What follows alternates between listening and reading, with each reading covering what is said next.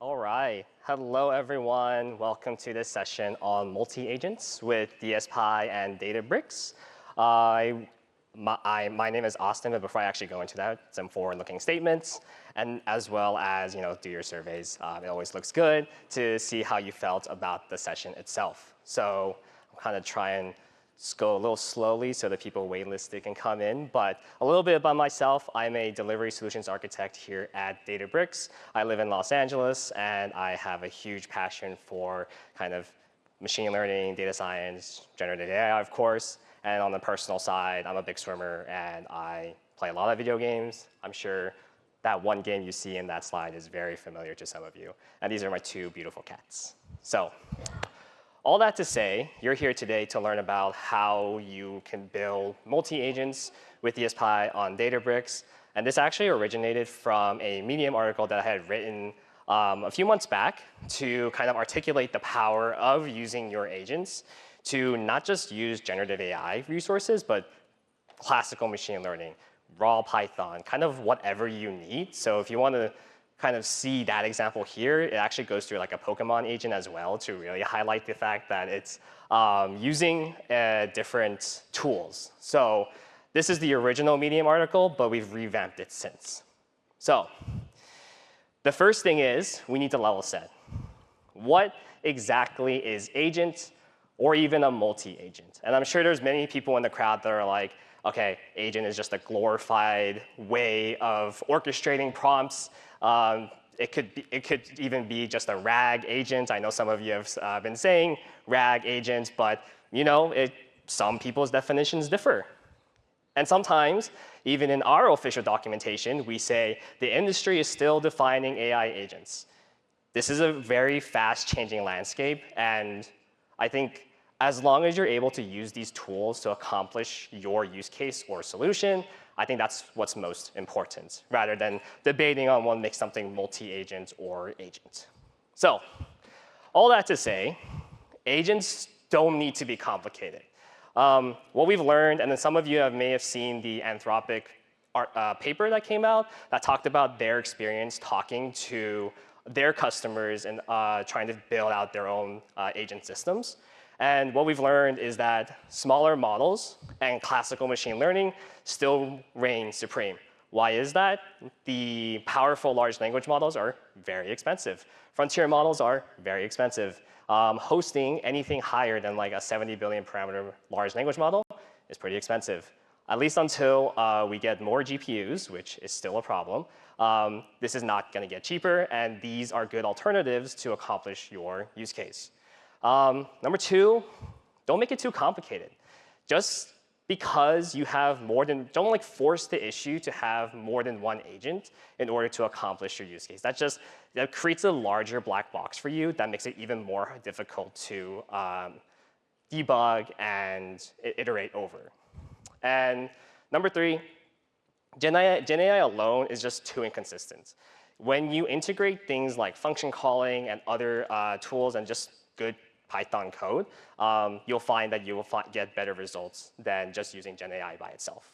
And that kind of leads into 4 and 5, where especially 5, the code itself is very difficult to maintain. I don't know how many of you, but I'm sure most of you do not like writing large blocks of text. I did not like doing that for my college essays. That was a very miserable experience, but I don't know why we're doing that today. We're writing gigantic prompts to accomplish what we want out of our large language models, and some people are kind of like breaking it apart and trying to use it more modularly, but ultimately, there's still a lot of people out there who are making paragraphs, pages and pages of prompts just to force GPT 4.1 to do exactly what you want and multiple things at once. So FactSet actually ran into this problem, and some of you in other presentations may have seen this, where they were trying to have GPT-4 do everything, and they did not get the accuracy that they were looking for. As you can see in the slides, it was only 59%, and the latency was actually 15 seconds. But when they transitioned it to an agent system, that was broken up into multiple agents, which, again, totally depends on how you define agents. They were able to increase their accuracy from 59% to 85%. and then the latency from 15 seconds to 6 seconds. Now, you're wondering, there's 4 more steps to this. How did they drop it from 15 seconds to 6 seconds? Well, very large language models take a much longer time to run inference on. And if you don't have the latest and greatest GPUs, it's only going to take even longer. So, and plus, classical machine learning models, like a CNN, is way smaller than the billion parameters that these large language models require. And so because of that, you're able to get much faster latency, much faster responses by actually breaking it up into these smaller pieces. Also, each task is much simpler. So you don't have to wait for this model to go through a reasoning task, which will take longer, in order to finish answering or completing their request. So I bring FactSet up because they chose Databricks to build this agent system on. And this is not theirs, but this is roughly what you kind of need to build like a production-ready agent system, right? I'm not expecting you to look at this and be like, oh, I got it. But I am here to pitch Databricks, of course, and this is all available on Databricks. The hosting, the compute, where to put your code, and all that good stuff. So don't worry too much on this, but that you should pick a platform that kind of has everything you need in one place, and you'll have scattered tools kind of everywhere. So with all that to say, let's try and get the most out of your system here. So tip number 1. Like I've been mentioning this entire time, use classical machine learning. If you're intimidated with machine learning, don't. There's so many good open source models out there, especially on Hugging Face, that you can take advantage of. We're actually going to use one for our demo later after this slide. But just take a look at a very simple example, right? Image classification. There's so many good models out there that can do this instantly, right? But if you send it to a multimodal model, depending on the size of your image, the quality of your image, it's going to be expensive. $1 for 20 requests is not too bad. May take a few seconds. But when you compare it to hosting a vision transformer model, where it can do that classification in half a second, and it costs only 70 cents an hour to host this model, and you can do hundreds and thousands of requests within that hour, it's a no-brainer. That's so much cheaper, and you can run through so many more images by hosting a classical machine learning model. Number 2, and this also relates to tip number 1, fine-tune. Fine-tune your language models, fine-tune your models to exactly your use case. It's a lot more powerful, especially with a smaller language model, when it's fine-tuned on your context and on your data. And oftentimes, we are starting to see smaller language models used in these agent systems, because they're able to handle the simpler tasks like text extraction or summarization just as well as a 70 billion model. You don't need to use a 70 billion model. You don't need to use the trillion billion. I don't think there's one. But you don't need to use the trillion billion model for something so simple. And so fine-tuning it only gets you a higher level of performance from the smaller language model, essentially making up the performance gap between the bigger ones and the smaller one.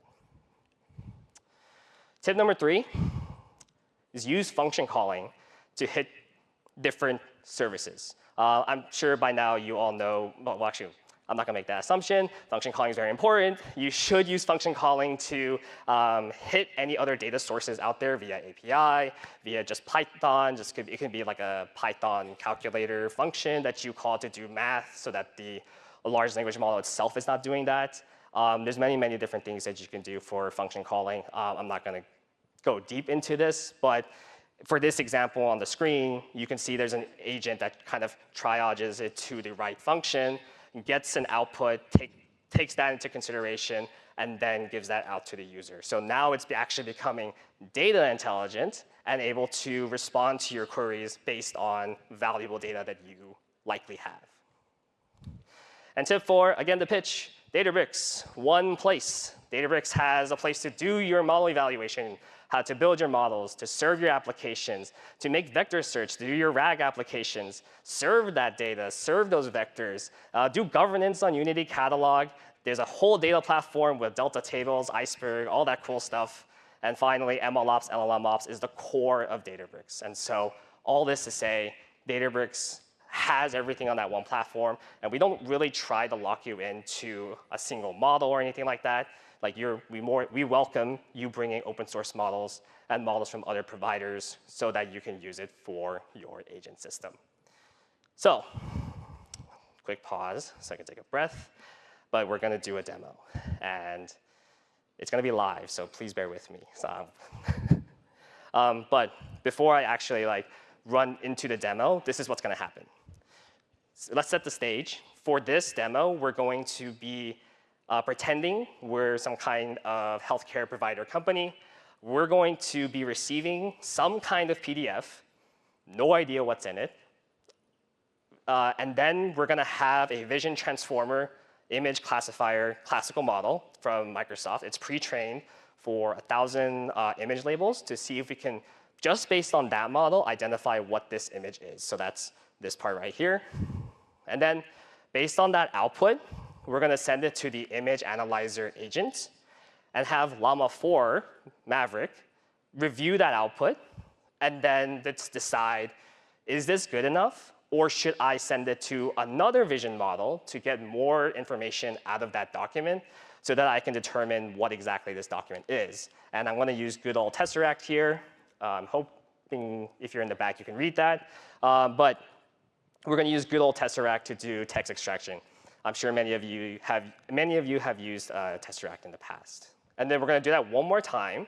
We're going to pass it back over to Llama 4 and have it review that output, which will be a lot more text for it to review, and then decide, OK, I have enough information. I know what this document is. Now let's cycle through the other agents that I have set up. So we'll hit, and I don't know which one it's going to actually pick. Every time I run this, it's a little different. But it will either hit the Genie agent, which will query one of the Genie spaces that I've pre-created, and then also use the results of that Genie space, because we're going to look for any relevant information in that Genie space, and then more relevant information in that vector search based on the outputs of that Genie space. Hope you're still following along. We're going to use Databricks Cloud 4, because why not? This is more of just like a showcase of I'm model switching within the system itself. And then text ETL will help with keyword extraction that we can use in the summarization, or passing it back into the Genie agent using those keywords so that we have a more accurate query. And then finally, the Spark final agent will take all the information that's gathered based on the information from that PDF and write it into a Delta table. OK, hope you're following along. So with that, let's end this, and we're going to jump over to here. So I will zoom in a bit. OK. So for further context, we're actually going to put in a medical discharge summary. But you, as the user, don't know that.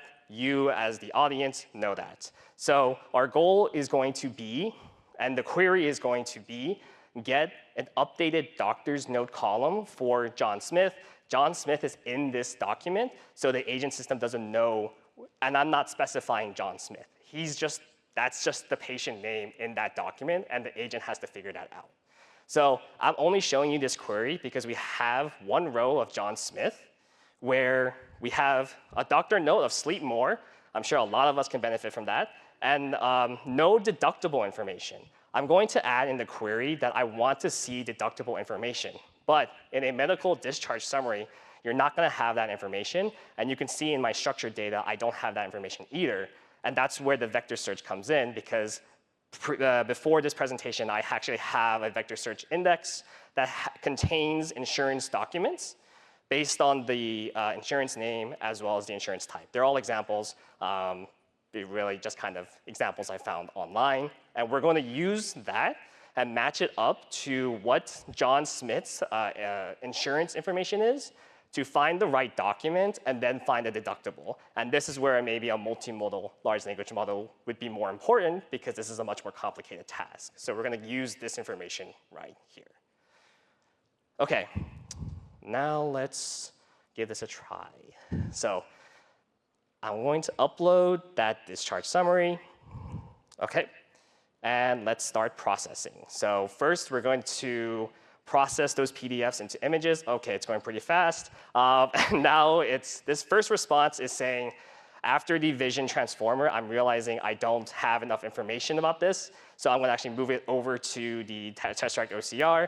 And I'm trying to keep up. Now we're at the patient lookup genie, where it's going to, based on the information from that Tesseract OCR text output, we're going to send it to the genie space. And then we're going to send it to the vector search index to find the insurance information. So this one takes a while because the genie space and the vector search index actual calling takes a bit more time. But I'll actually pull up what the medical discharge summary looks like, and this is what it looks like. This is the PDF that I sent in. So there's a patient name here named Smith John, some other information about hypertension, et cetera, et cetera. You can see I did find this online as well. But it is a sample discharge summary that has some pretty good text in here to kind of describe a typical discharge summary. OK. Looks like it finished the patient lookup agent. So we're going to move over to the final agent that's now writing it to a Delta table. It's saving it as structured data so that I can use it later. We'll give this a bit of time to run itself. Finalizing. OK, great. There was 3 pages in there, so that's good. We got patient information, insurance details, visit information, and so forth. It found the deductible. And this was the original query that I had put in. Update my Delta table right here with information from the document, add their insurance deductible to the table. So this was sent alongside this PDF. OK, so this is what the large language model or the agent had took a look at.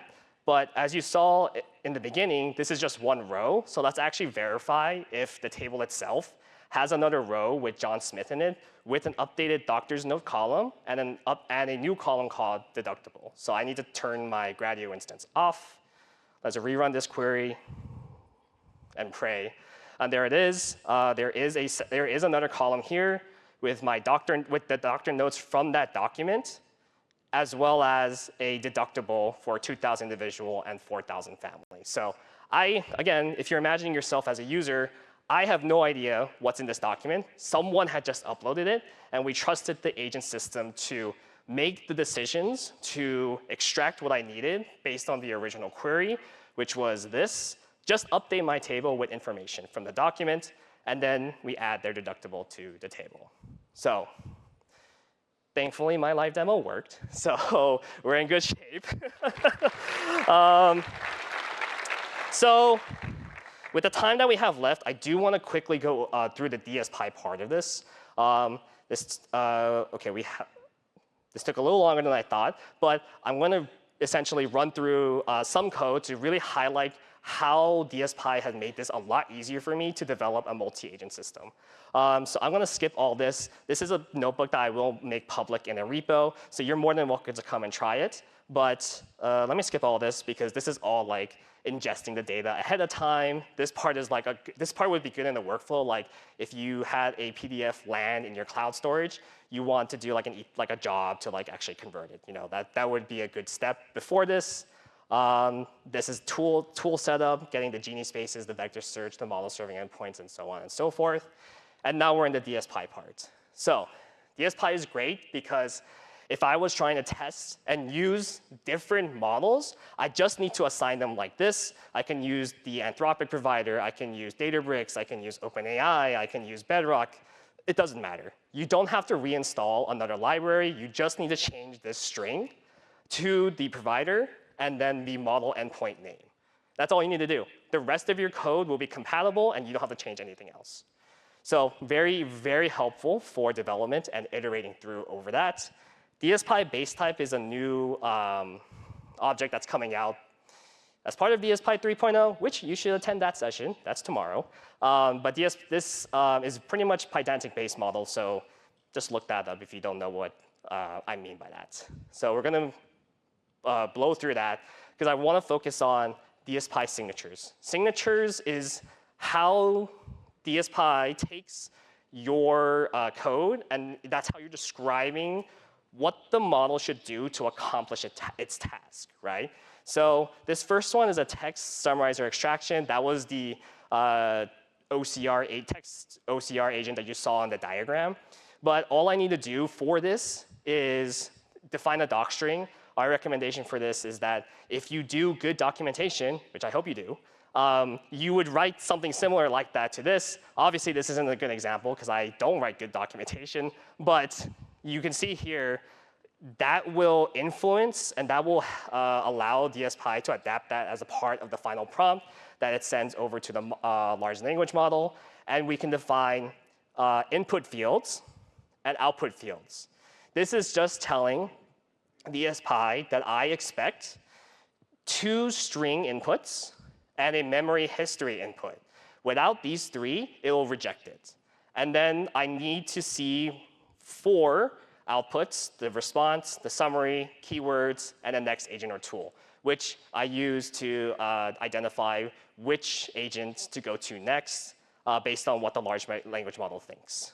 And so I repeat this process for each agent. This one was a little longer because, well, there was an extra tool that I wanted to write, and I have a lot more different values that I use here, and so on and so forth. Repeat that process until you have kind of everything you need.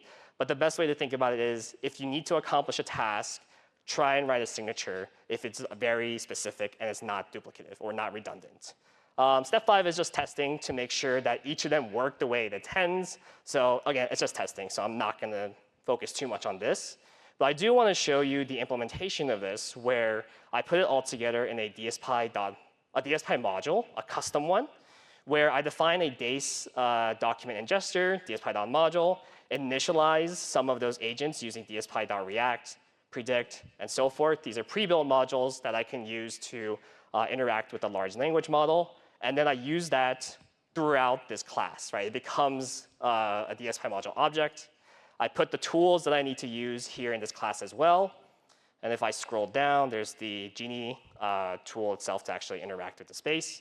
I'm going to scroll all the way down to handle question, because this is where I use the structured outputs from DSPy. It is a declarative framework, so I can use the outputs from what it generates. So I'm going to call the text processing agent here.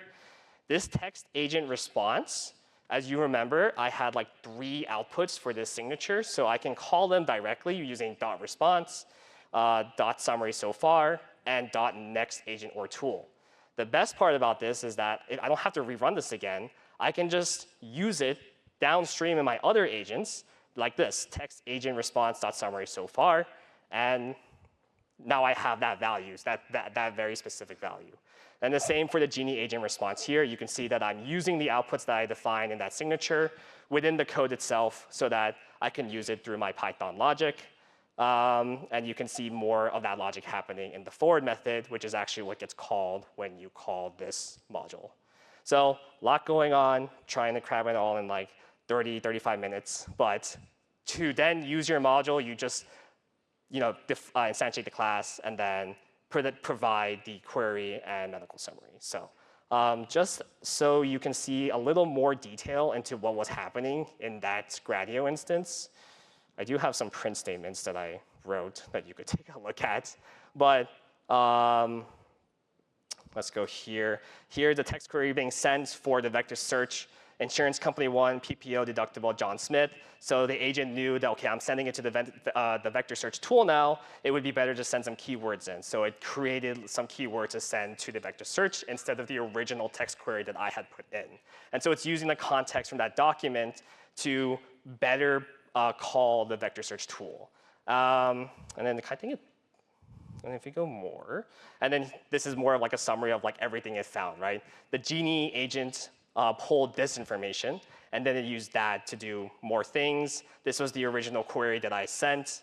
This is the summary of the Tesseract text extraction, and this is the deductible found in the insurance documents themselves. And then it wrote it to this delta table that it found in the original query. OK, that is all for the live demo. There's 6 minutes left. I did want to leave it open for Q&A, and I ran a little over. So with the remaining 5 minutes, there are mics on that side and that side if you would like to ask any questions. But if not, thank you for attending. And I hope you learned something.